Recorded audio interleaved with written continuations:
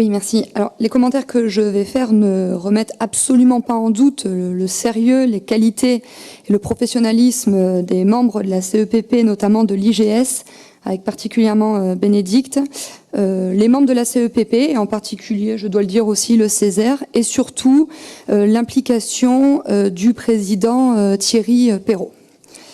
Alors, officiellement, le but de la CEPP, c'est de développer la culture de l'évaluation, de rendre efficientes et efficaces les politiques publiques et de rendre plus transparente la démocratie. Alors, je voudrais modérer un peu l'enthousiasme qu'on a pu lire dans cette délibération en ce qui concerne la bonne santé de la commission. Alors c'est vrai, il y a une bonne ambiance, on boit le café, on se fait la bise, c'est vraiment très très sympa, mais il faut quand même noter l'absentéisme de la plupart, enfin d'une grande partie des membres de la commission. On peut le déplorer, mais je pense qu'il faut agir. Et pour certains, heureusement que les absences ne sont pas comptabilisées, sinon il y en a qui auraient beaucoup de pénalités. Un autre point de modération, c'est quant au succès des JFE, Journée française de l'évaluation. Donc là, c'est pareil, c'était sympa, le cadre était sympa, on était à Sciences Po, mais combien d'élus de notre Assemblée étaient présents à ces JFE? Très peu, en définitive. Ça manifeste un certain désintérêt. Et juste, comme j'ai participé à ces JFE, je voulais faire un petit focus sur un des ateliers auxquels j'ai participé. Je me souviens plus exactement comment il s'appelait, mais en gros, il était intitulé « Comment améliorer la lisibilité de la grande région ». Et en fait, personne, à part moi, en fait, on est tous partis du même constat, c'est qu'il y avait un échec avec ces fusions de grandes régions, parce qu'en définitive, personne ne savait qui faisait quoi. Donc moi, je me suis fait un plaisir de rappeler que le Rassemblement national était opposé à la fusion de ces grandes régions, et s'il n'y avait pas eu de fusion, on ne serait pas là aujourd'hui à essayer de se creuser la tête pour essayer de trouver une solution pour améliorer la lisibilité. Donc voilà, donc je me suis fait plaisir, mais je sais très bien que ça ne sortira pas de cette salle de Sciences Po.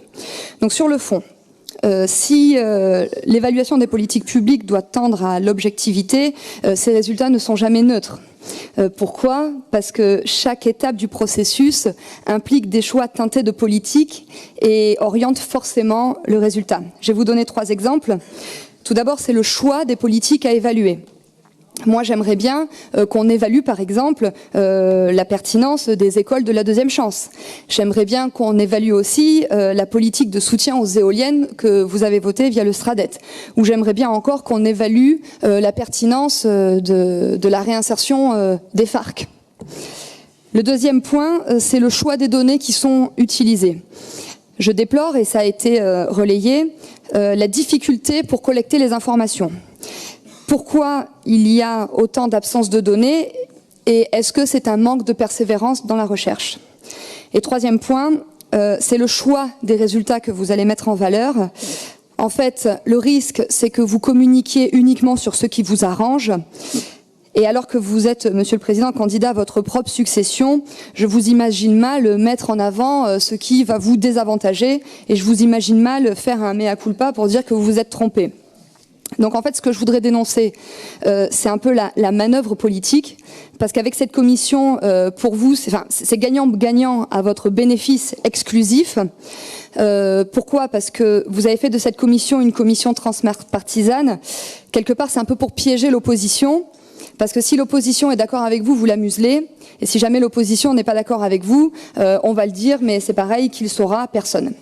Donc je voudrais, pour conclure, ouvrir le sujet et dire que, à mon avis, la crise des Gilets jaunes résulte principalement de la faillite de l'évaluation.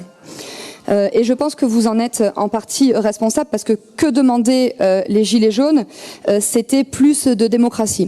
Et c'est vrai que dans notre Assemblée, il y a une part de proportionnel, il y a une dose de proportionnel, donc c'est très bien.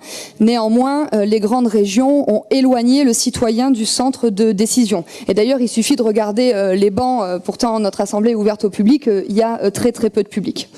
Ensuite, sur l'asphyxie fiscale, donc c'est vrai que la région collecte peu d'impôts, néanmoins la TICPE est à son plafond et les gens se demandent à quoi servent les impôts qu'ils payent et donc ça pose inévitablement la question du gaspillage. Et là, je pense qu'il y aurait beaucoup à dire, les FARC, les associations culturelles à but douteux ou encore la ligne Pau-Canfranc.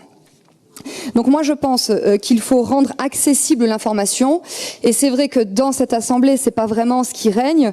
On est immergé dans une novlangue technocratique ponctuée d'acronymes. Qui peut comprendre ce que c'est un SRCAE, un CPER, un SRESRI, un SRDE2I ou encore un SRADET et même la CEPP? Donc pour conclure, je pense que la CEPP c'est un moyen habile, très politique. Et donc pour terminer, puisque je pense que ce que je dis ne servira absolument à rien, je vais terminer en rendant hommage à... Bah oui, non mais c'est vrai, écoutez, vous êtes démasqués. Vous êtes démasqués, donc vous n'allez pas étudier ce que je vous propose d'étudier. Donc rendons hommage à un dessinateur néo-aquitain qui s'appelle Lacerpe et qui a dessiné 3 petits bonhommes tristes qui disent « Oh dis donc, c'est triste, nos évaluations ne débouchent jamais sur rien ». Et il y a un autre petit bonhomme qui dit « Bah vous savez quoi, on n'a qu'à évaluer notre évaluation ».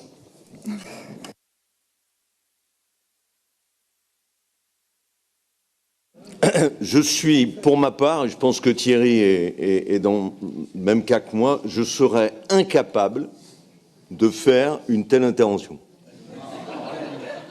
Incapable. Parce que passer de la fusion des régions à la bande dessinée, la sémantique, etc., moi, je vous écoutais... Comment ?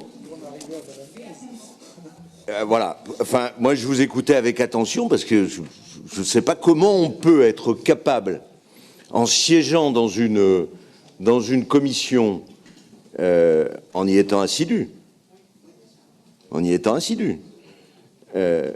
comment on peut être capable de dérouler tout cela. Enfin, je veux dire, moi, je suis au premier degré. Je suis au premier degré quand je propose une initiative. C'est pour que ça serve à quelque chose.